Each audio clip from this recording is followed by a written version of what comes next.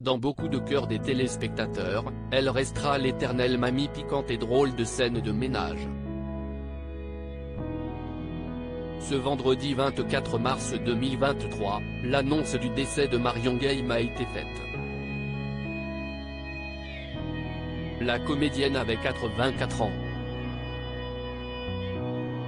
Si est sa fille Virginie le Dieu qui a communiqué la triste nouvelle à l'AFP, si est dans la tendresse et l'affection des siens qu'elle est partie rejoindre les étoiles. Depuis quelque temps, l'état de santé de l'interprète du Guet inquiétait ses fans. Fatiguée, la comédienne n'avait pu participer au dernier prime time de la série tournée en Corse. À cela se seraient ajoutés des petits soucis de mémoire, comme le confiait l'acteur Georges Bell sur le plateau de Jordan de Luxe en janvier 2023. Cependant, il en fallait davantage pour empêcher Marion Gaime de balancer une réplique qui amusait tant le public. À 84 ans, elle jouait comme si elle en avait 22 ans. Le temps qui passe n'effrayait pas Marion Gaime, bien au contraire. La vieillesse, ça veut dire qu'on est encore là, donc enjoy, déclarait-elle avec un véritable enthousiasme sur les ondes de Vivre FM en 2019. La comédienne n'avait alors qu'un seul rêve, être en vie le plus longtemps possible pour vivre les bons moments de la vie. Une joie de vivre qui a marqué les Français. Marion Gaime, la revanche d'une actrice derrière son optimisme et son sens de l'humour, Marion Gaime dissimulait les blessures du passé. Née le 31 juillet 1938 à Casablanca au Maroc, Madeleine Gaime de son vrai nom a passé son enfance loin de ses parents. À 9 ans, elle a dû surmonter le décès brutal de son père. Sa mère démunie et ne pouvant s'occuper d'elle, Marion a alors été élevée par sa grand-mère. Une enfance douloureuse marquée par les remarques tranchantes et les moqueries de sa mère. À la suite d'un attentat, Marion Gaime a quitté sa terre natale pour s'installer dans la banlieue parisienne. En enchaînant les petits boulots et ne s'épanouissant pas dans cette nouvelle vie, elle est tombée dans une déprime totale et appréhendait l'avenir avec des idées noires, comme elle le confiait sur le plateau de l'émission Ça commence aujourd'hui. Si est après un séjour au service neurologique de l'hôpital Lariboisière que Marion Gaime a pris son destin en main. À 25 ans, elle décidait de s'inscrire au cours Simon.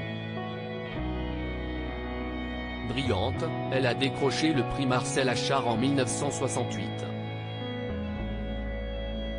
Dès lors, son talent a tapé dans l'œil du réalisateur Joël Lemoynier qui lui a offert son premier rôle dans Les Ponettes aux côtés de Johnny Hallyday et Sylvie Vartan. Très vite, Marion Gaime a alors enchaîné les apparitions dans des comédies telles que La Liberté en croupe, 1970, Les Vidas en folie, 1971, et les séries Gilles Blas de Santillane, 1974, ou Ces beaux messieurs de Bois Doré, 1976. Marion Gaime était aussi une voix reconnue par tous les sériephiles. Quand elle n'était pas sur les plateaux de tournage ou sur les planches de théâtre, elle doublait les voix françaises de Phyllis Van de Kemp dans Desperate Housewives mais aussi et surtout celle du personnage de Loïs la mère de Malcolm. C'est très difficile le doublage parce qu'il faut s'oublier, faut oublier sa propre personnalité pour être au service de l'autre, révélait-elle. Mais pour beaucoup de téléspectateurs, Marion Gaime était et restera Huguette dans la mini-série quotidienne Scène de ménage.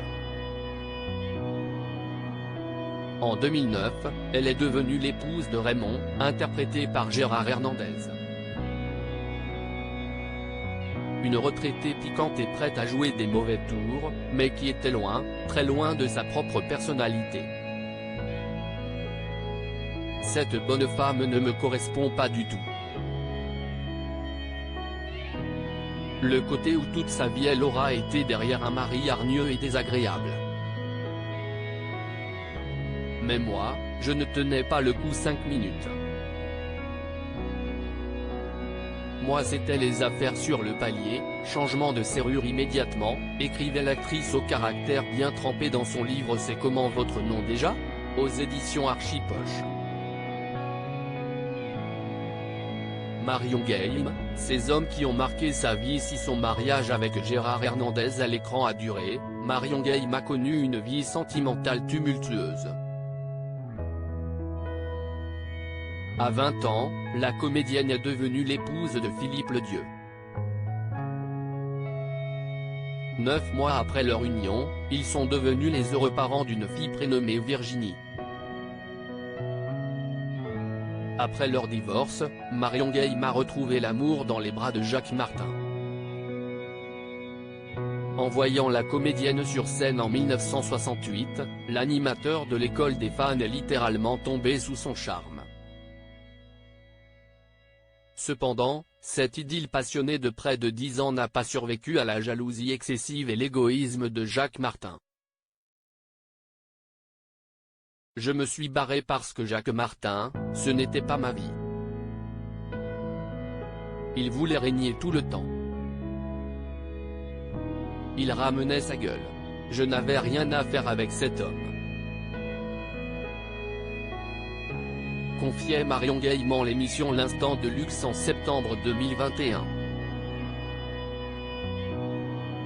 À la suite de cette rupture, Marion Game s'est unie à Jacques Verlier, avec lequel elle a eu 2 autres enfants, ses fils Mathieu et Romain. Une fois encore, la jalousie a eu raison de cette histoire d'amour. Loin de s'avouer vaincue après ses échecs sentimentaux, la mère de famille a eu le coup de foudre pour Jean-Claude. Après 15 ans de relation, Marion Game a mis un terme à cette relation pour pouvoir se consacrer pleinement au théâtre. La star de M6 a savouré ses dernières années de célibat dans sa petite maison des Hauts-de-Seine. Ça sert à rien et ça encombre un mari. Je ne sais pas vivre avec quelqu'un.